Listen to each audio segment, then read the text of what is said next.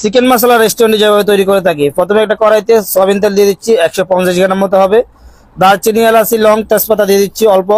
150 গ্রাম দেশি পেঁয়াজ, পেঁয়াজটা যখন ব্রাউন কালার চলে আসবে 3 টেবিল স্পুন আদা রসুন পেস্ট দিয়ে দিচ্ছি। এটা 2 মিনিট ভুনা করে আরও 3 টেবিল স্পুন বাদাম পেস্ট দিয়ে দিচ্ছি। এটা আরও 3 মিনিট ভুনা করে হালকা একটু পানি দিয়ে দিচ্ছি।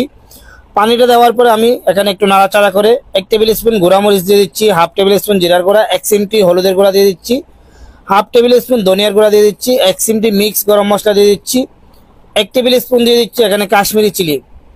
এরপরে হাফ টেবিল স্পুন লবণ, হাফ টেবিল স্পুন সাদা গোলমরিচের গুঁড়া, 1 টেবিল স্পুন চিনি, 1 টেবিল স্পুন চিকেন পাউডার। এগুলি দিয়ে সুন্দর করে গ্রেভিটা ভুনা করে দিব মিনিমাম 10 মিনিট। 10 মিনিট পরে গ্রেভি থেকে যখন তেল ছেড়ে দিবে এখানে 100 গ্রাম লিকুইড দুধ দিয়ে দিচ্ছি। এরপরে পেঁয়াজ, চিকেনটা আমি আগে থেকে ফ্রাই করে রাখছিলাম, এগুলি দিয়ে আরেকটু এখানে রান্না করে নিব। এখন 2 টেবিল স্পুন মতো এখানে চিলি সস দিয়ে হালকা পানি দিয়ে এটি রান্না করে নিব 5 মিনিট। 5 মিনিট পরে একটু কাঁচামরিচ, ক্যাপসিকাম, টমেটো দিয়ে দিচ্ছি। এরপর আরও 2 মিনিট রান্না করে নিব। 2 মিনিট পরে দিয়ে দিচ্ছি বাটার অয়েল, হালকা একটু ধনিয়া পাতা। তৈরি হয়ে গেছে রেস্টুরেন্ট স্টাইল চিকেন মশলা। আপনি চাইলে বাসায় তৈরি করে নিতে পারেন।